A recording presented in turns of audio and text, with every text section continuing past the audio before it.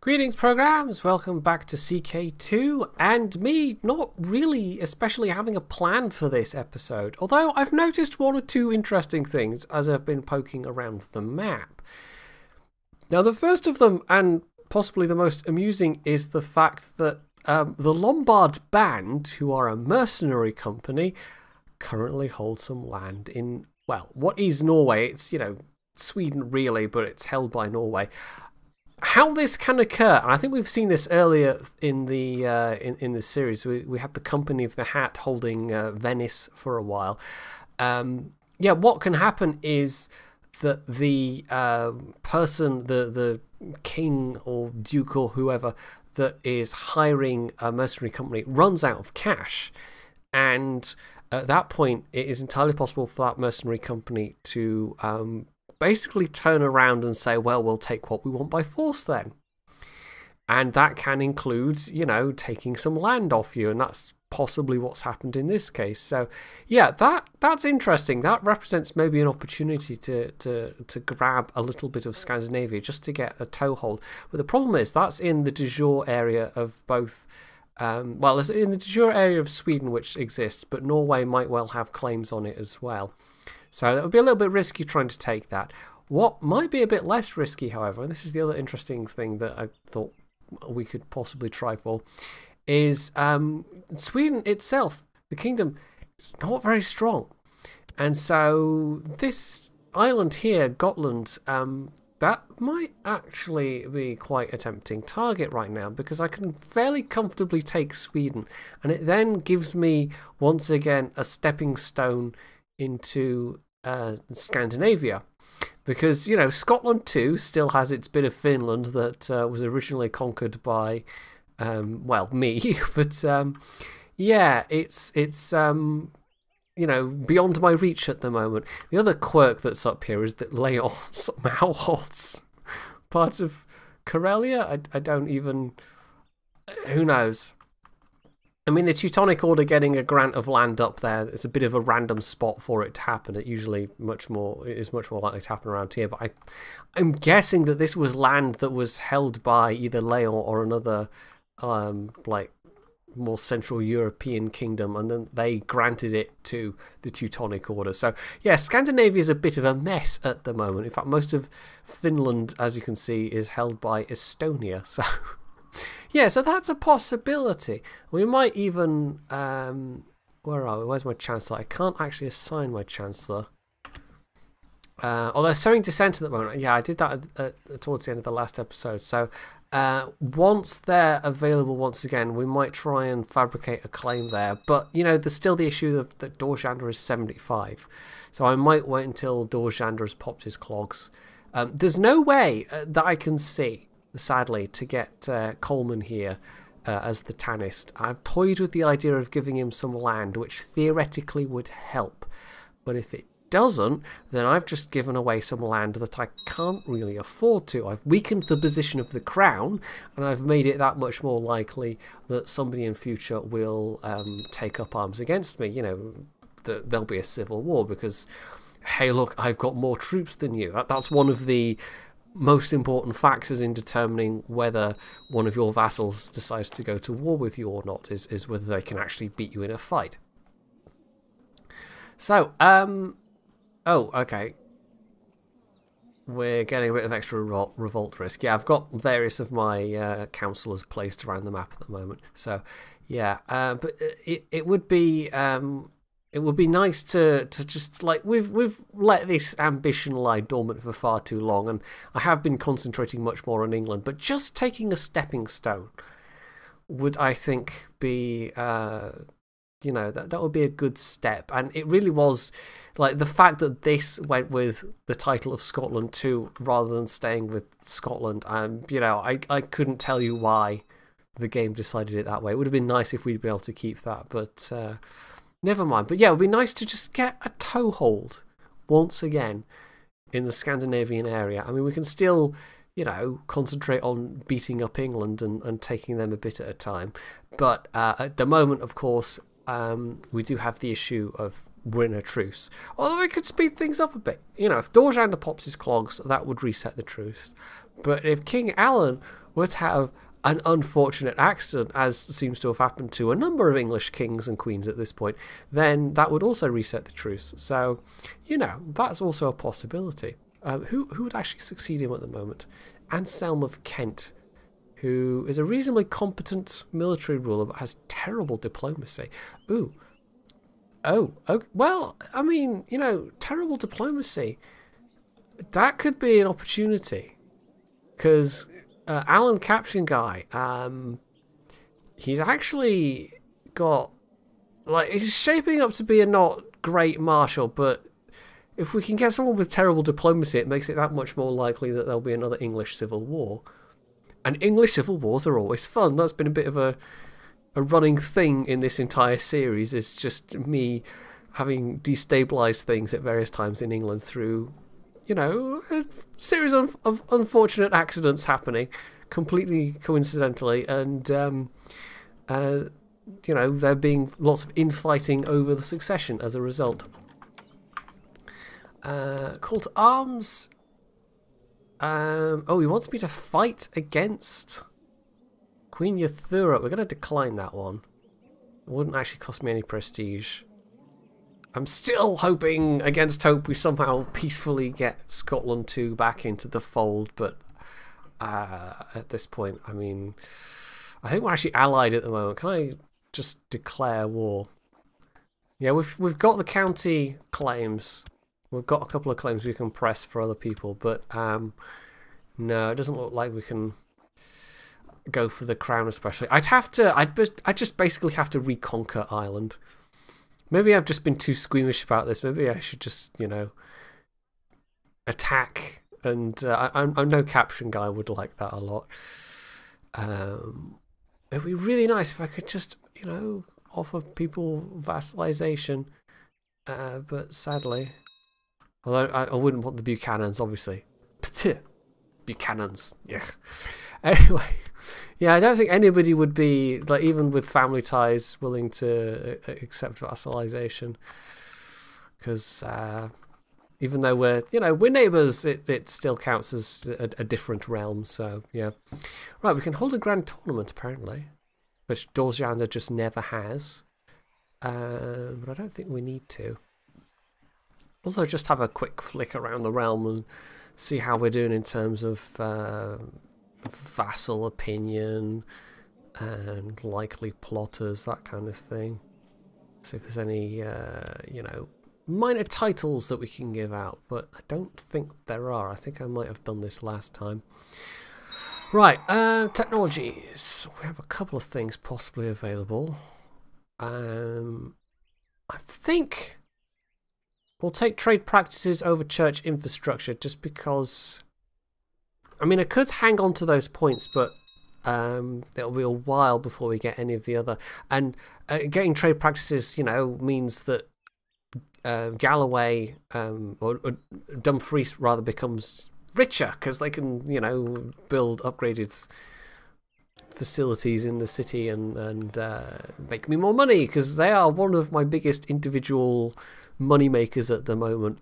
I mean, city tax generally is going to make you a big chunk, but you'll see there, it's like twice the amount of any of the other cities that are directly my vassals. So, once again, having a trade republic be your vassal, it's incredibly profitable. It's just also something that requires a bit of management in terms of making sure they're happy, because if they become unhappy, as we've seen in previous civil wars, they definitely have the ability to raise mercenaries. They can usually afford them if they've not been completely spending their money on other things. No, we looked there already, didn't we?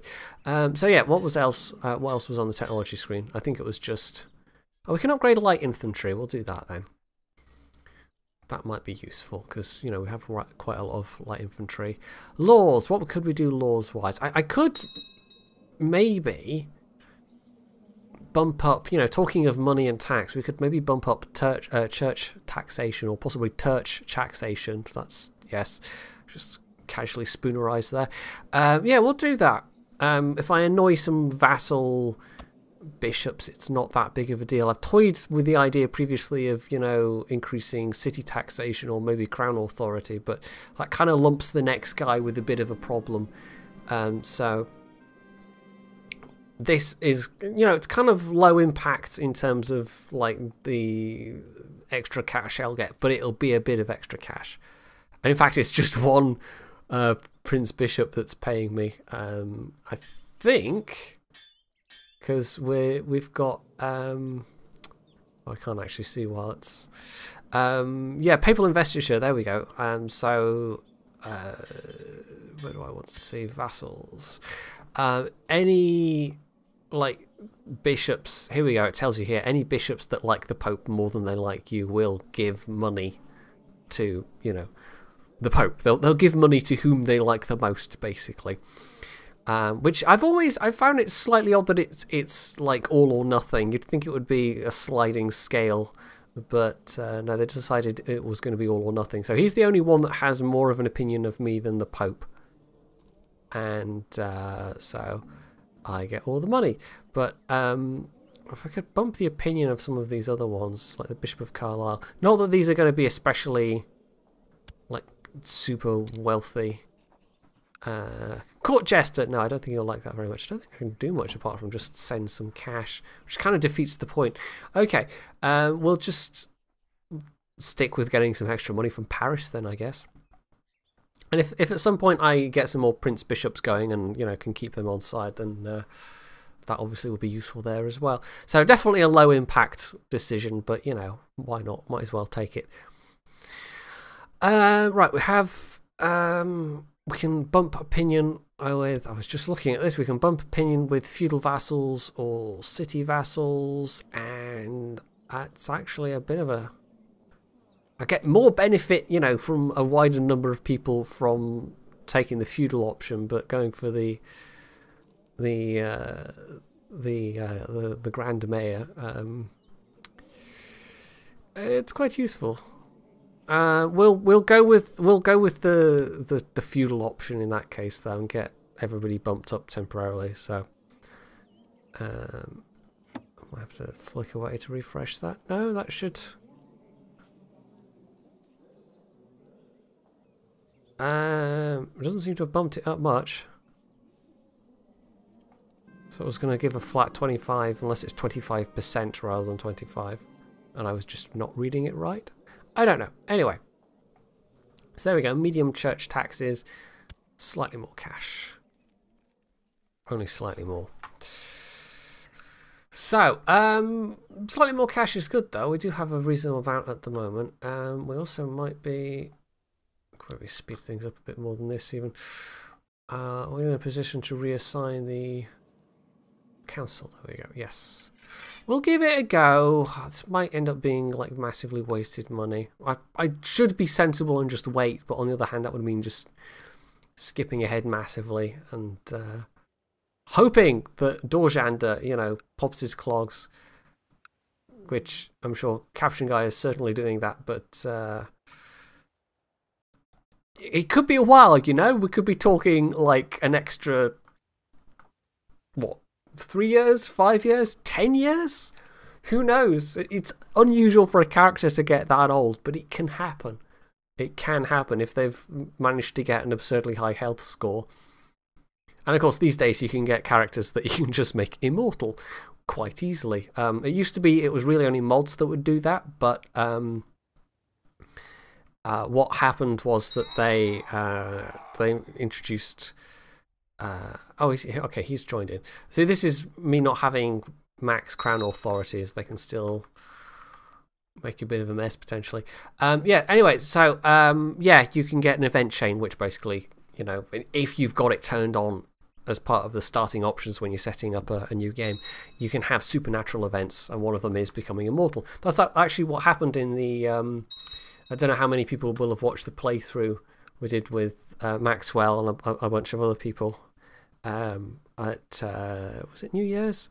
I can't remember. He typically does a long stream for New Year's, and he picked CK2, and I was the King of Croatia, and just in the course of playing that, we, you know, very first ruler managed to get him to become immortal, and he wasn't a bad ruler, but he wasn't a great ruler. Anyway, Duke Murik has apparently popped his clogs. That was unexpected. It was not particularly old. 41, depressed and pneumonic. And he's been succeeded by Murik II, Murik II, who has a really nice martial score, actually. Man, if we could get him to be the next, yeah, that would be quite nice.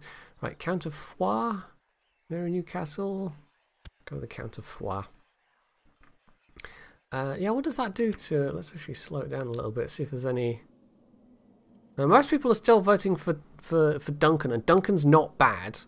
Although, having said that, he's become stressed.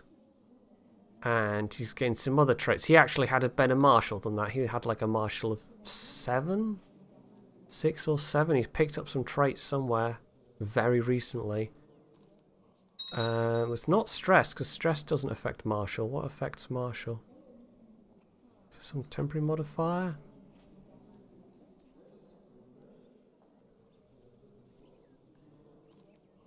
Come on. There we go. I'm just waiting for the autosave to... or am I just completely misremembering? I could have sworn Duncan had a better martial than that. I mean, there are certainly far better people we could nominate. In fact, the best martial McJedi is Ipek, a courtier in Moskva, who's a Cuman McJedi. Yeah, the McJedis was spread around a bit at this point.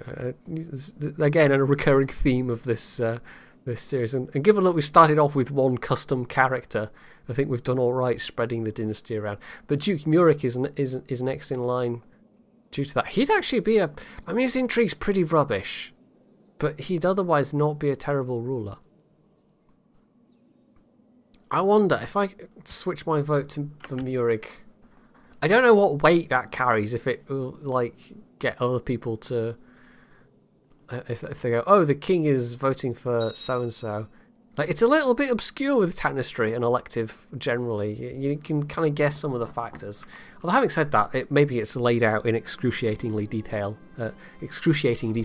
in the wiki what exactly the modifiers are. The peasants have revolted in Lincoln. Okay, was this the place we just conquered? And oh, Alan's come of age as well. What are his final stats? He's actually an annoyingly solid ruler. Sorry, Alan, but yeah, you're annoyingly competent, Alan Caption guy. We're going to have to do something about that. So we're going to make sure, or we're going to try and make sure that he is not a threat. That might be easier said than done. Well, he's got a terrible... We actually want people... We want really people with high intrigue who won't blag. We've been through this already. There's not a lot of people that don't. Wow, everybody likes Alan, apparently. Well, that's annoying. We might be a bit... Yeah, it's... Okay, that makes sense. It's the wife of the person that would inherit. So it makes sense she would want to see the king dead, because then it would be her husband on the throne.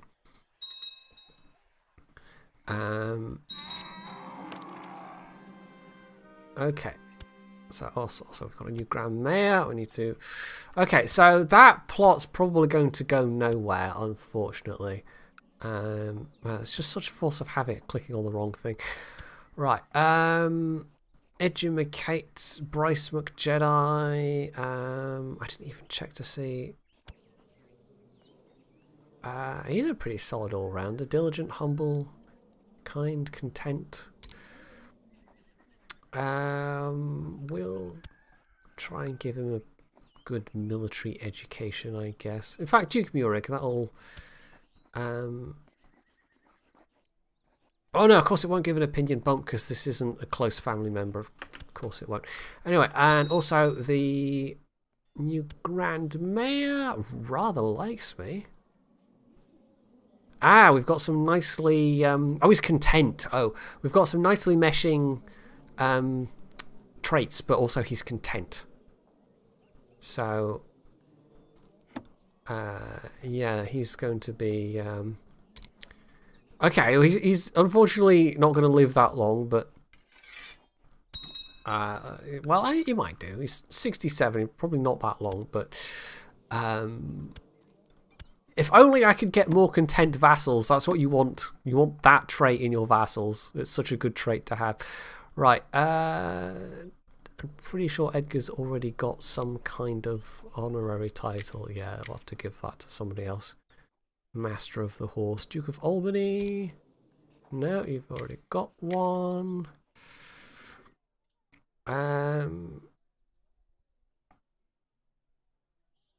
Prince Bishop of Durham. I could give it to one of the... yeah, give it to him. Master of the Horse. Why not? And if he... I mean, he's 100% for the current Pope, but you never know when a new Pope's going to come along, so... oh, for goodness sake, we need to sort more Guardians. Yeah, this was one of the really, like, the way they streamlined this. Right, oh, for goodness sake, right, let's actually look first. This is... okay, someone with a high diplomacy or stewardship, and then someone with high stewardship, but he's also ill. Yeah, the way they streamlined it, the whole court tutor system that's in the game at the moment, it's much easier. You just, you know, go, right, you're going to be the court tutor, and you sort all this out, and I don't have to bother with all of this tedious clicking. Which can indeed be very tedious.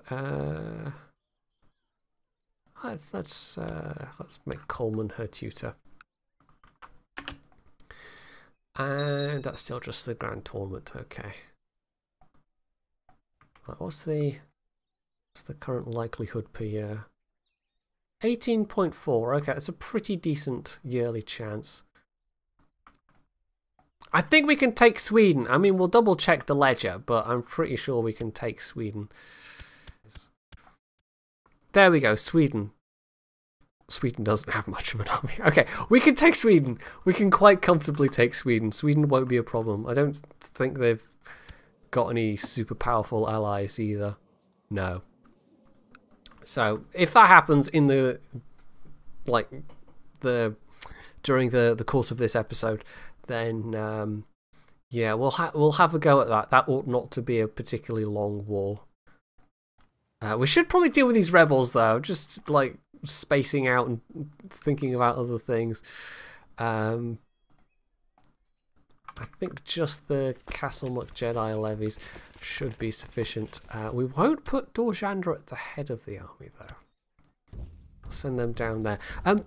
As regards the issue I was having in the last episode, by the way, with the retinues tab being greyed out, somehow in the course of setting up an old version of the client in a separate folder, so I'm not having to constantly roll back and forth and do it through Steam, it's...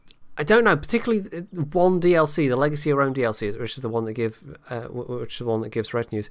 For some reason, it's not properly registering, and I can't figure out why. The files are all there, and everything's selected in the launcher. I've gone in, looked in what config files I can find, but it's probably it's going to be something somewhere in some file that I'm just not aware of.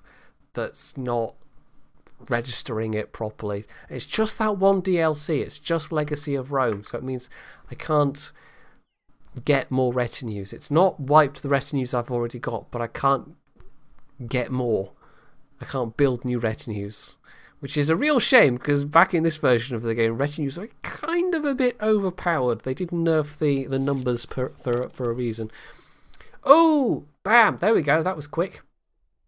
That's going to cost me a big chunk of gold and prestige, but right, well, okay, this was one of those times when RNG was extremely kind. We can go back to sowing dissent in Middlesex, and actually, you know, while we're here, I could do a bit of juggling. He's a much better marshal. I just had that thought, yeah, Murick's got a really high marshal score, how come he isn't my marshal? Because I haven't set him as my marshal.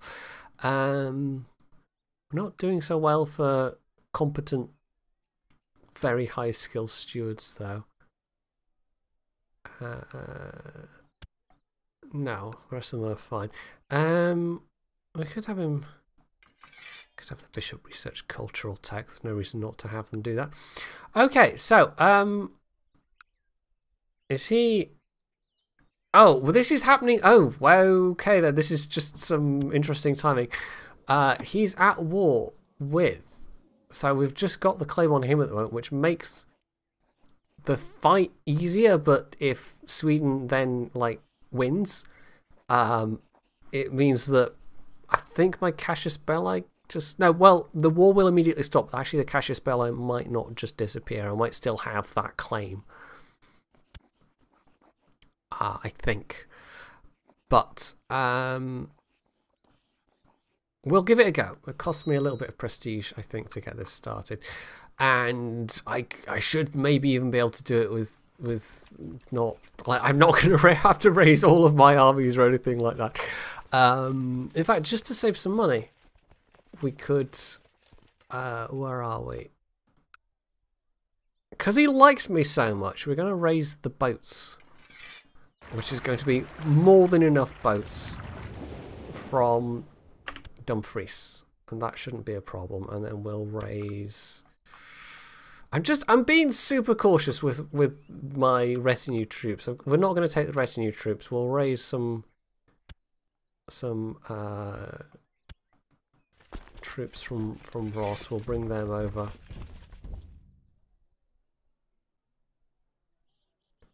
And then this all should be fine. And we'll link up those two armies. That's about oh, a flamboyant schemer. Who's this? This is, I don't know, but we'll try and marry her off to somebody. Oh, this is another, if you notice at points where the shields have gone black, that's another thing with.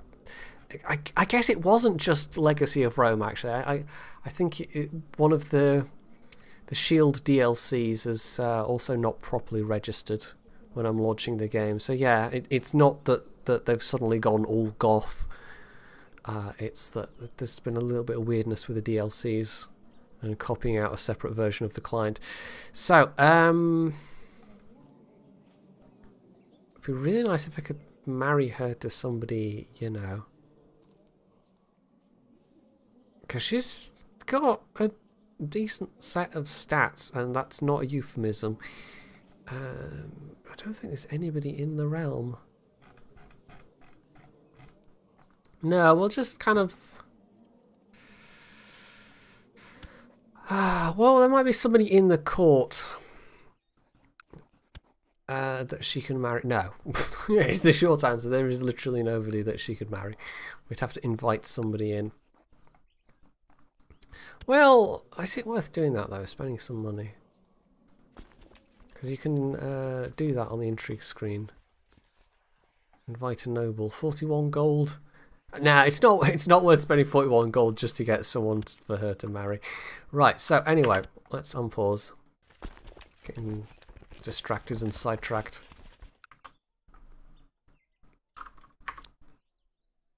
I could.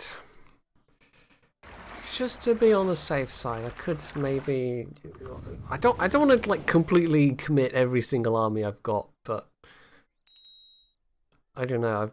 I've been caught out before with assuming that yeah, that'll be enough troops, and then it's not enough troops at all. Right, so we've got Bambara, and we've got the amazingly placed troops in Tetushi that will surely, help out so much if if the war turns ugly. It's fine, but no, this should be enough. 6,700 troops. It's only a single duchy.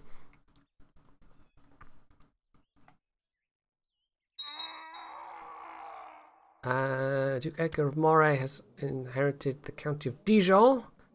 Okay, that's fine.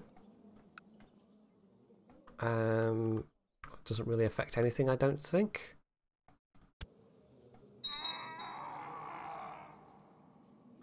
Yeah, still enemy verting from Urig. Oh well, he'd make a pretty good king.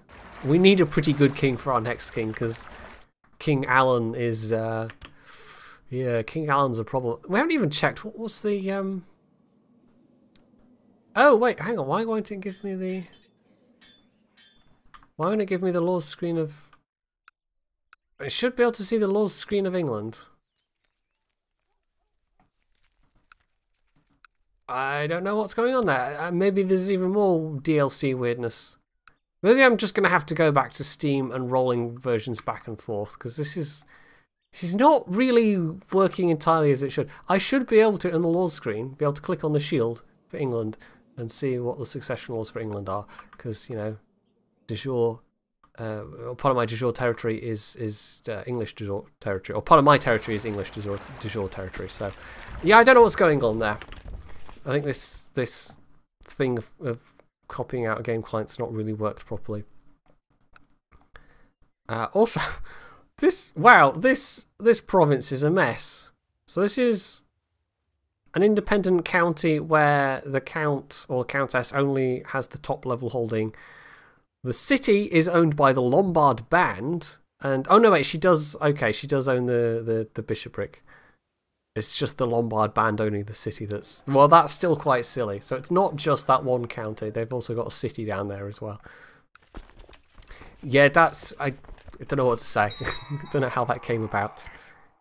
There are times when you play this game where you just catch an odd thing that's happened and you think, how on earth did that happen? And it would be really nice to rewind things somehow. Including, you know... the mystery of how I came to be the Baron of Titushi, or how the Barons of Titushi became Scottish vassals. That one remains completely unsolved. I haven't got a clue, basically. No idea. There was definitely a Finnish connection in there, but it's still very peculiar. Right, we can, I think, speed that up a little bit. Their forces are... Yeah, I mean, it's probably not likely that Sweden's going to win this fight.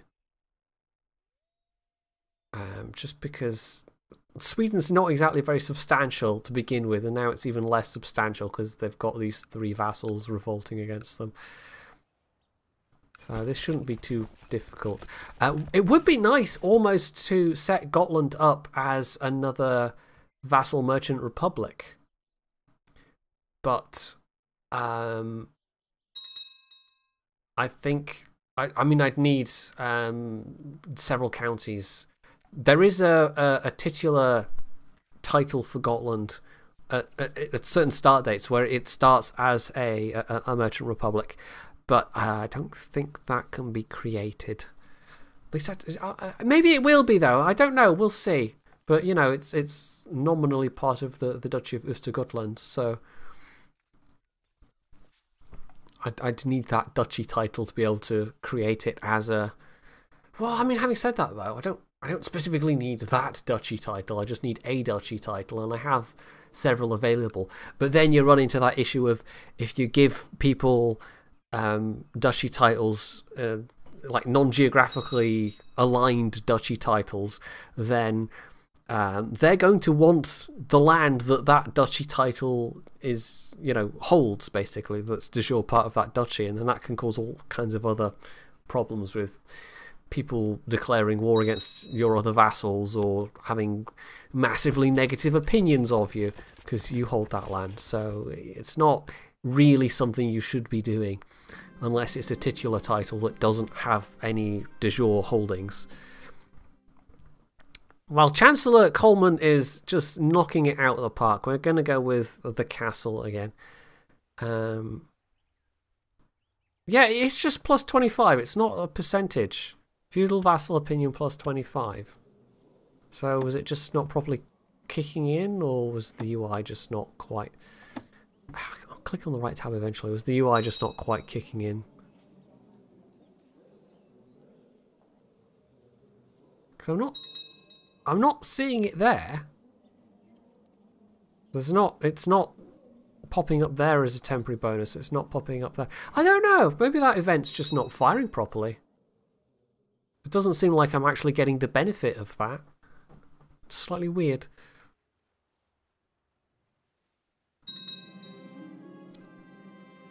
Okay. He's inherited a baron. Well, actually, even just one extra barony might be a bit of an issue.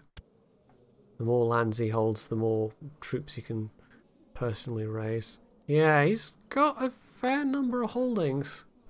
He's been trying to consolidate. You know, we've had the old message about him revoking counties from people, which is good from a point of view of it's more likely to precipitate a civil war. But at a certain point, you know, he's going to be powerful enough that he just won't care. Anyway, we should easily win this and get Gotland.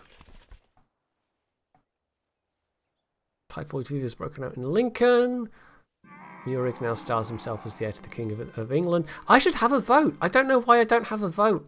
I think next episode, I think I'm just going to have to go back to having the main Steam installed version be the version I'm running this on.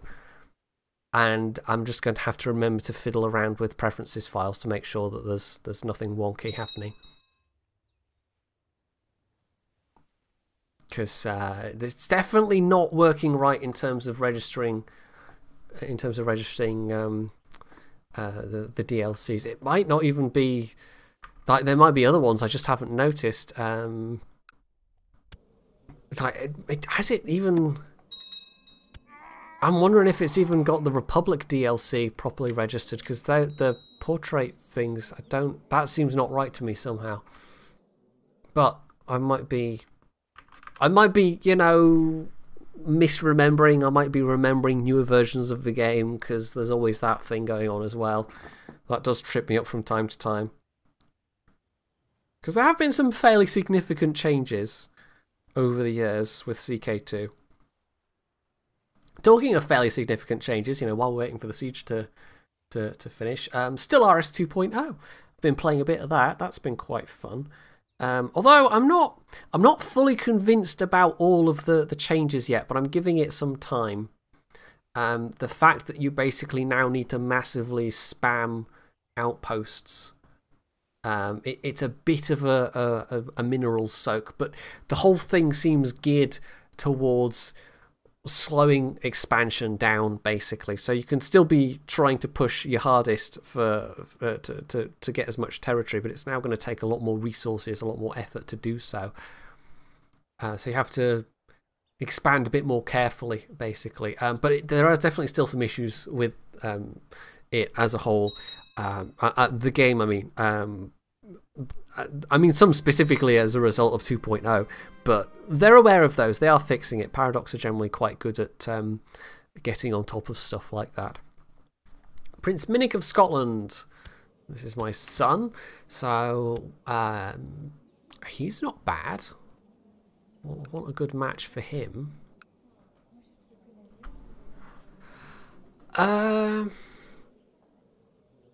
Well, there are some duchesses, some eligible ladies, but of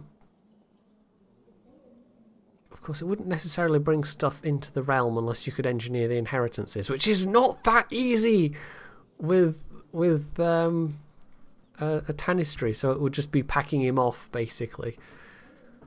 And then, you know, we'd have Jedis on in control of various other duchies, but they wouldn't just magically become a part of my realm, sadly. So, yeah, there's nobody here that is particularly... Yeah, that would be that easy. Well, the Countess of the Isle of Man, she is in my realm, of course.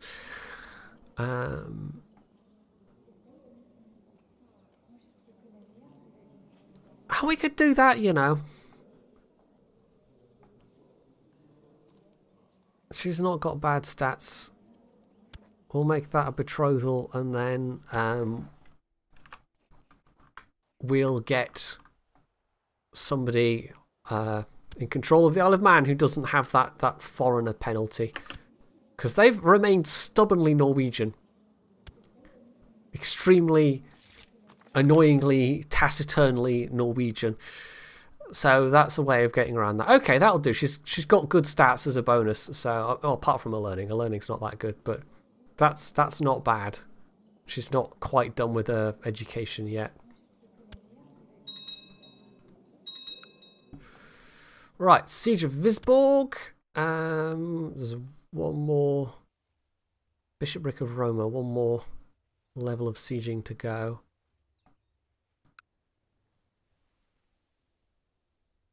And then we'll go for that county there.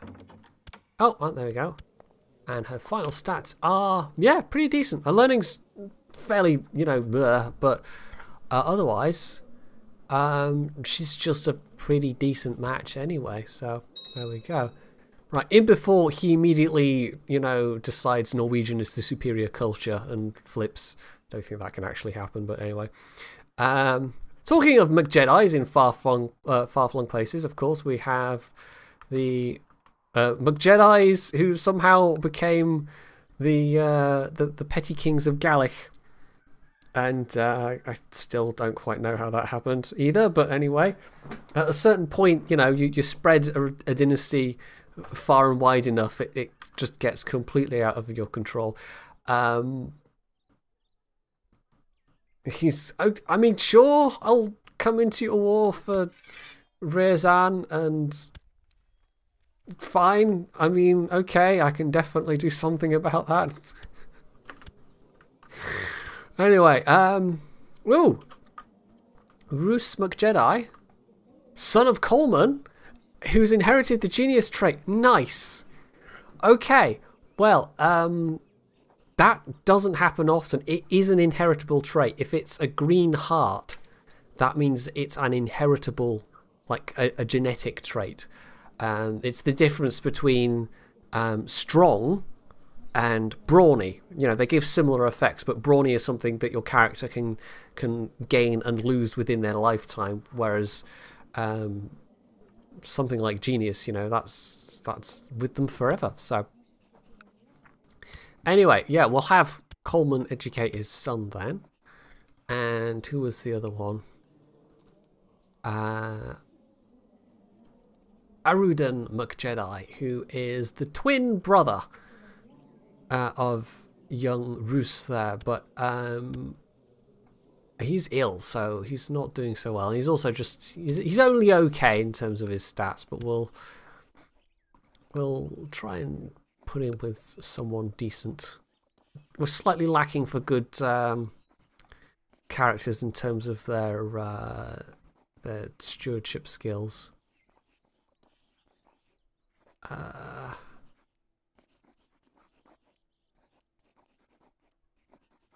actually put him under the tutelage of Rachel there, who of course is the person we couldn't quite find somebody to marry. We could just marry her to a random person, but we might as well keep her in the court. She's got decent stats.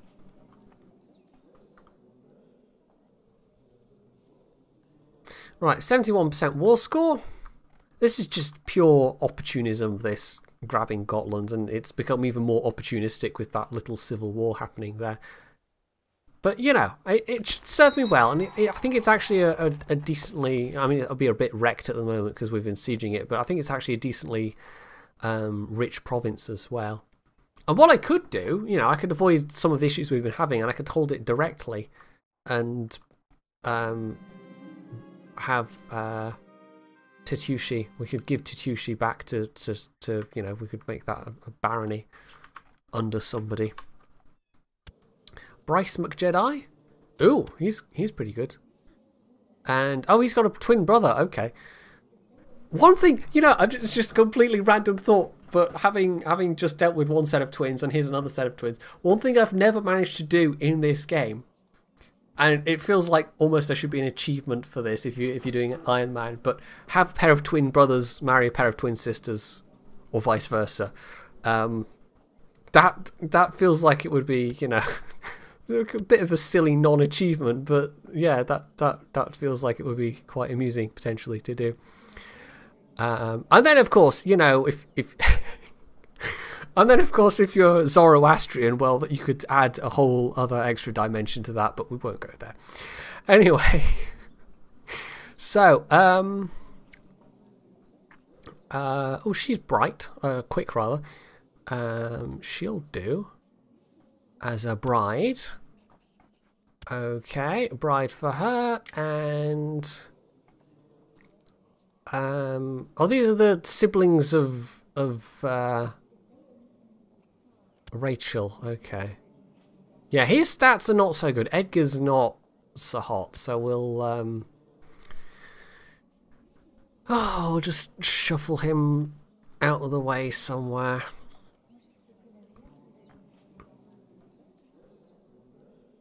He's got an okay learning stat, I suppose. That's about his best trait.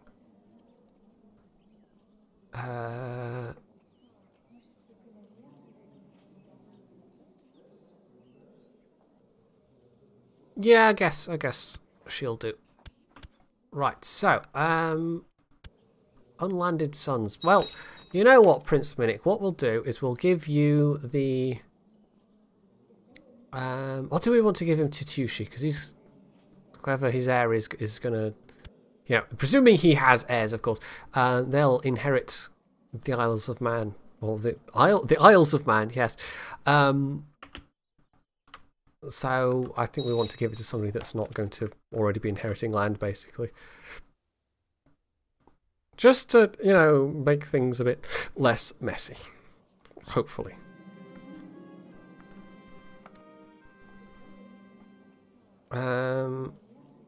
Why is it telling me? Oh, because he's my son. Of course, that's why it's telling me that. Right. There's got to be... I don't know, somebody like Bryce or his brother. In fact, maybe his brother would be a good... Yeah, we'll do that. You know what? We'll do that. We'll, grant landed title. Barony of Tatushi. Bam. There we go. Tatushi is now out of my hair. I'm getting slightly less direct income, but it's fine. We're going to have Gotland very soon. Some might say this is counting my chickens before the eggs have hatched and tempting fate, but I say pish tosh and before, it'll be fine. Nothing can possibly go wrong.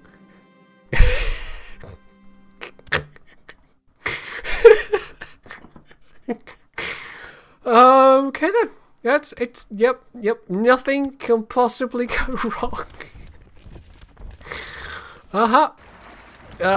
It's fine. It's fine. This was, you know, yep. That won't be annoying at all if he suddenly, no, let me just split them.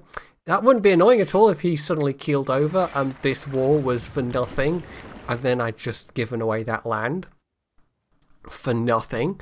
No, that wouldn't be poor planning on my part at all. Oh my god, that was about the most perfect timing that it could possibly have been.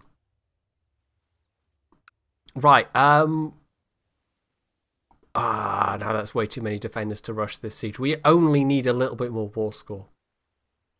Just don't die.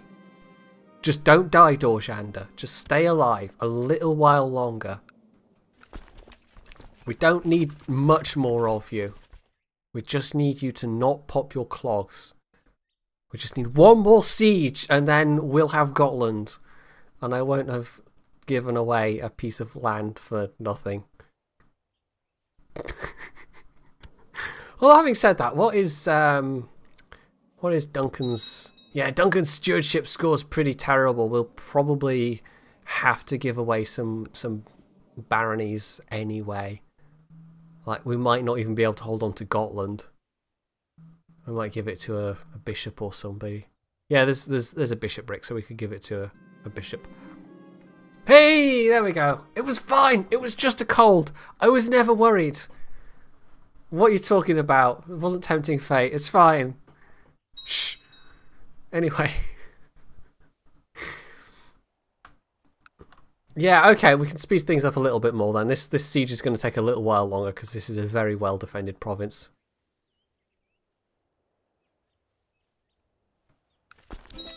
No! No! Curses! Well, fortunately, we didn't lose the... Okay, right, we've got Duncan. That's fine. And we're actually married to the Duchess of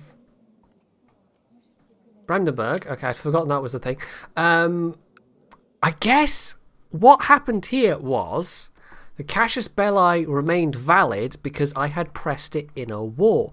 Because that's one of the conditions of when you fabricate a claim. It cannot be inherited unless you press it in a war. But it's, I don't know, I was seriously expecting the war to just end because this game is really not predictable sometimes. Sometimes you think, okay, this isn't going to happen and it does, or this is going to happen and it doesn't. This is one of those times. Anyway, wow, I was way too much tempting fate, and then, you know, fate came and smacked me upside the head. But it's fine. It's all fine. Right, we've got Chalon that we can give away. Well, directly holding Chalon at the moment, so that's why we've gone back up to 7. Right, he wants to call me in against the Duke of Gwynedd, but we don't really care about that. We're already in a war, so that's fine. And who can we give Chalon to?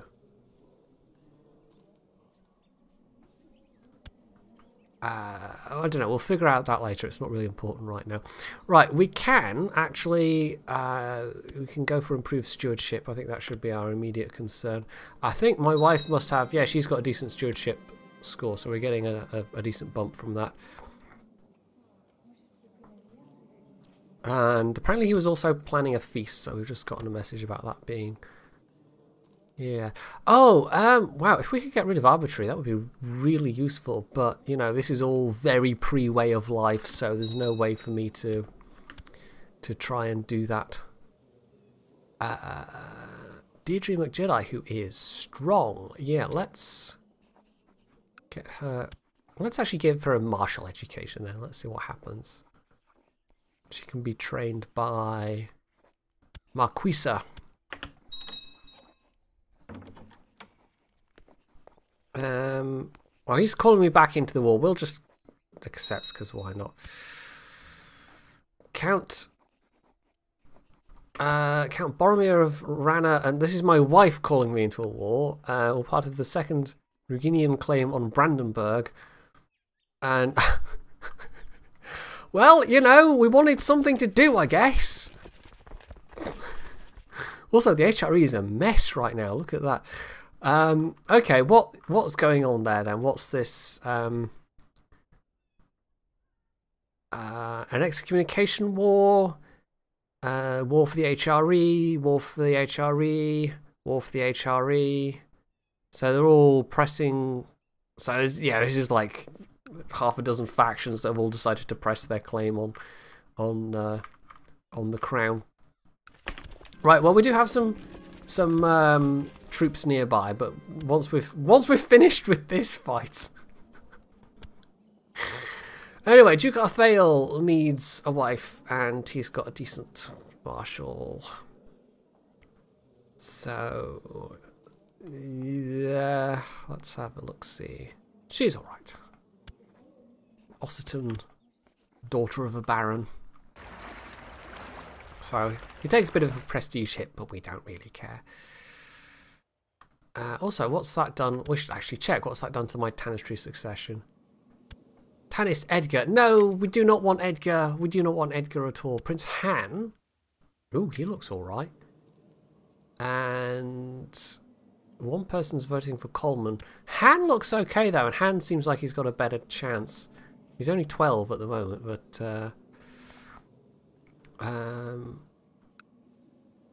where are we? See if we can find him on this list. There we go. Han, Prince of Scotland. Quick, deceitful, kind, charitable, brave, and gregarious. That's a really nice group of traits there. So, yeah, if we could somehow persuade people to vote for Han. I think Coleman McJedi is just not happening, as nice as it would be to get Coleman on the throne. To have a genius McJedi. And as I've said many a time, well, we're all geniuses in our own way, but some McJedis are more geniuses than others.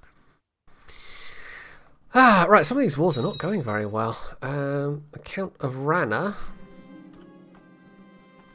And the Count of... Okay. So I've not picked a fight with the whole of Poland because that would be suicidal, but she's yeah, she's a bit on the aggressive side. My wife, Duchess Clara, she's yeah, not afraid to pick wars, go beat up people, lead armies, which is easier in more modern versions of the game where you've actually got various equality laws. Right, fear is the mind killer. Well, there's a bit of a reference. Right, let's see if we can get Duncan to not be... There we go. Oh, he's club-footed, though. But that's, you know, there are worse traits to have. Anyway, we're nearly done with this war. I think what we'll do, we're getting on for... Wow. We're getting on for an hour. This did not feel like an hour. How has it been an hour? Yeah, once we've finished up this siege... We'll wrap up the episode there, and then next time round we can untangle this mess that we've been drawn into. Right, we want her not to be arbitrary because yeah, arbitrary is not a good trait to have, especially.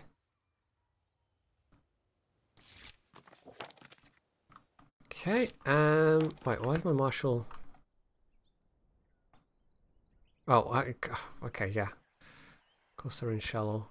Of course I've got a new court. I didn't even... I'm gonna have to... I didn't even think about that. We're going to have to rejig things. Alright, he's actually a less capable guy, but we absolutely, you know, we're just giving it to curry favour. 3! I think we can do better than 3. So, Grand Mayor of Dumfries... It's very unlikely to stab me in the back. And we'll go with the Bishop of Carlisle. And we will reassign them to do various things. Coleman's no longer the Chancellor, but it's fine because Coleman's now the Chancellor. And I still get the -20 opinion for... Yeah, I got a bit ahead of the game there. I wasn't paying attention to that pop-up. I could have just clicked the button, but no. Right, collect taxes and cultural tech and... Oh, yeah, we can actually... Build spy network actually gives me a bonus to assassination attempts. But I think we'll actually have to reset the... yeah, because the plots are generally tied to... Not that we're trying to kill anybody, anywhere, or anything, of course. Right, we'll re-invite her. Actually, unpause this while this is all going on. Although we'll set it to a lower speed. We can invite him. I think he's obviously annoyed a couple of people. There are more people willing to join this plot than there were previously. Duke of Somerset? He's not a drunkard. That's fine. And his intrigue is pretty good, so he's going to contribute a bunch of plot power just from having a decent intrigue. Actually, I don't know if... no, I think intrigue does count, but also, you know, their position counts as well. So, you know, a duke's going to have more plot power inherently than a baron. And if you get a duke that's like the spy master or something like that, then you're just going to have plot power through the roof, if you're lucky. Right, 74%. He's arbitrary. I can't remember if that's one of the... Nope, I'm looking at the wrong person. Oh, yeah, he's the guy we didn't invite last time because plot power of 0 is terrible. However, there's 2 people with a plot power of 11. Right, he's greedy. He's going to probably want 120, but you know what? We've been not spending any money. We're sitting on a nice fat pile of gold at the moment. Nope. Keep clicking on the wrong buttons because reasons. So there we go. Can invite him. And it's a little bit, you know, tedious with the amount of clicking and send gift and... Go back and invite, and there we go. And you have to do this for every person, but this should get me over 100%. Or will it?